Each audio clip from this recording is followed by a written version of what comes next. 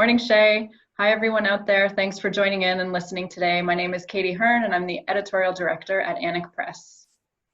Hi, and my name is Shayanna Seymour. I am the digital marketing manager at Annick, and we're super excited to be sharing some of our own voices picture books with you today. For those of you unfamiliar with Annick, we're based in Toronto, Canada, and we've been publishing books for young readers of all ages for more than 40 years.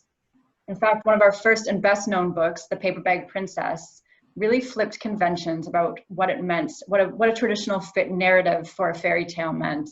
It rejected gender stereotypes and in doing so became a huge bestseller and also one of the first feminist picture books for kids. Yeah, and The Paper Bag Princess really set the stage for all the stories that we continue to publish today. We want ones that elevate diverse voices and give new perspectives and challenge the ways even the youngest of readers think. We want kids of all races, backgrounds, and identity to see themselves and their experience represented in books, front and center. And we have a great lineup of books today to show you that do just that. Yeah. So I guess we'll get right into it. Let's do it. Katie, do you want us to start with Salma the Syrian chef? Yeah, sure. All right, so Salma the Syrian chef. I absolutely love this story. It is the greatest story ever. It is by Danny Ramadan, and the art is by Anna Braun, and it was originally published earlier this year in March of 2020, but yeah, even though it's a little bit older than the other fall books that we're going to show you today, it has such great merit that we wanted to show it to you. It's aged for kids around 4 to 7 years old, and the storyline is that Salma, this young girl here, she and her mom moved from Syria and they live in Vancouver right now. But her mom really misses her dad back in Syria. And so Salma decides to cheer her mom up with homemade food. So she decides she wants to make a traditional Syrian dish, al shami, and she needs to find the recipe for it. But she needs to find the recipe, she needs to know all the English names of all the vegetables to use, and she has to go to the supermarket to get all the ingredients. But how is she gonna do that by herself? So she gets her friends from the Welcome Center to help her. And they're all just so sweet. Everybody in this book has, their own little take, their own little way to help Salma. And they really are friends and family together. And it really shows them that, even though her part of her family is far away, she still has a new family here in Vancouver. And it helps to cheer her mom up a little bit.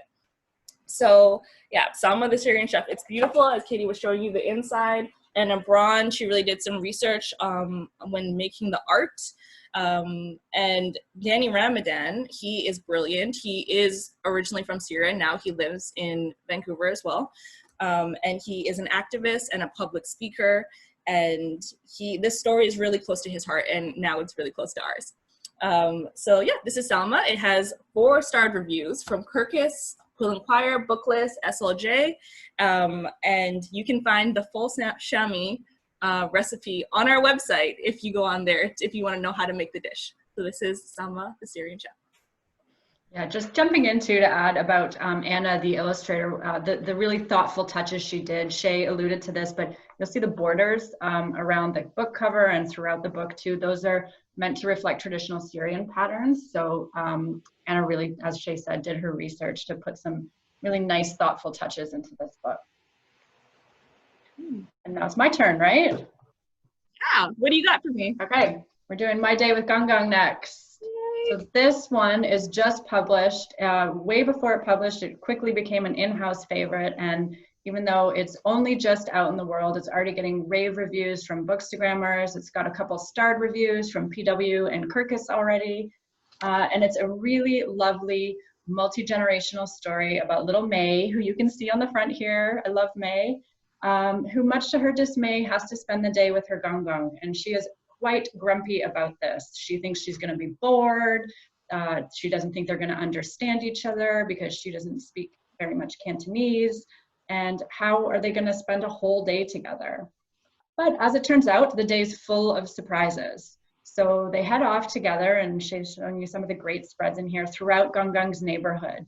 They go to the park, they go for dim sum, they go to the bakery, and all along the way, although there's some mounting frustration for May, a couple of things happen to her. She gets pooped on by a pigeon. She doesn't think Gong Gong is listening to her. And but along the way, she realizes slowly that Gong Gong has understood her all along, and they make this really lovely connection in spite of a language barrier. And by the end, May's even learned a few words in Cantonese too. It's a super touching story. The illustrator Elaine Chen, as you saw from Shay showing you, has really lit up this neighborhood. There's great details in here, and my absolute favorite thing about this book is May's emotional range.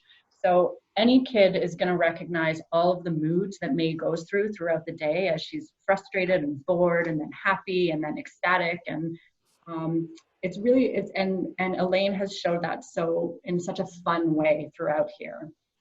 I really do love the illustrations. Make sure you check out our website, annickpress.com, and this book page, because we've got a really cute printable coloring page for kids. And as well, I think there's a lesson plan for this one, right, Shay? Yeah, there's a lesson plan on there too. And also, to hear more about the story straight from the author, you can check out our IGTV feed, where Senna we have a new feature on there called Author Playdates, where there are episodes of two authors who have never met getting to know each other. And Senna and Danny, author of Salma, which you just heard about, do a really great chat, super insightful and fun, and you can really get a great sense of their energy. And they talk to each other about their books and their respective writing processes, and it's really, really fun for some added insight into these great titles. Yeah, for sure. What I really love about my day with Gong Gong is you love the range. I love the atmosphere of Chinatown, because when I go down to Toronto, yes, it's so much fun. It's so bustling. Everything is happening. You know, there's such a community there. And so I think Elaine does that perfectly in this book. She like really shows the life of this little part of the city, and I can kind of reflect how I feel in Toronto all the time. So yeah, amazing job, and such a great book. It's a lot of fun. Super cute. Yeah. So next up is The Most Amazing Bird. Where's mine? So this book is by Michael R. Kuzakak, and it's illustrated by Andrew Poppick. And it is the story of Agatha, and she goes on a winter walk with her grandmother, and she finds the ugliest bird she could ever see. She hates this bird. She's like, this bird is so ugly. Where are all the pretty birds that usually come around in the springtime? And so after it goes through the seasons, and you really see Agatha start to really connect with this one little raven that she finds. And it really is such a beautiful book about nature and about connecting with family and family roots and the world around you. I think the illustrations are lovely by Andrew. And if you recognize this, like the theme of this book a little bit, this is an adapted story from My Arctic 123. We created it into its own book because we think that this story is so important. And Michael Kuzakak, he is such an amazing author. He's award-winning. He's done My Promise is a Promise with us and Robert Munch, and he's also done Baseball Bats for Christmas. So he's an Inuit author who really just puts all of his heart into his stories about family and about the environment around him. And this story really reflects that with Agatha. So we're super excited about this. It has a starred review from Kirkus. And it comes out, it's actually not out yet. It comes out in November. So we have a few months before this really hits shelves, but we're excited for everybody to read it. It's such a great book. Do you have anything to add, Katie, about the story? Just show some more. No, that was great. Yeah. And show some more of the really beautiful fine art in here. Yeah, it really gives a range of all the different birds. Yeah, right? which is nice too. Yeah. A real sense of the connection with nature in that one too, which I love. All right, next up, another just published, Swift Fox All Along by Rebecca Thomas. So this is another story about family connections. This one's also about identity, culture, and most importantly, self-acceptance. So this is a story by Rebecca Thomas, who is a Mi'kmaq poet and writer. And it's the story of Swift Fox. So you can see here, she has her belly full of butterflies, which you can also see here, and those butterflies follow her through the story. And the reason she's so nervous is because her dad's picking her up today and taking her to meet some family that she has never met. And she's worried, she's anxious that she won't be accepted. And when her dad tells her, today you're gonna learn how to be Mi'kmaq, she doesn't understand what that means. But so that makes her even more nervous. But as the story goes on, you know, she does connect with that part of her culture and identity, and she realizes that she was Swift Fox all along, and it was in her all along. She just had to find it. This is a story based on the author Rebecca's own experiences, and Rebecca included an author note in the back of this book to explain that and contextualize it for young readers. Rebecca, like Swift Fox in the book, grew up off reserve, and it wasn't until she was slightly older that her dad began introducing her to her Mi'kmaq culture. So this is very much a story that is close to Rebecca's heart. This one's beautifully illustrated by Ojibwe artist Maya McKibben. You can see in some of these pages, just they're brimming with life, and you know, look in here and there's so much energy and love, you know, in the family that Swift Fox finds. It's just, you get a really amazing sense of Swift Fox world in here. That's it for this one. Do you want to add anything, Shay?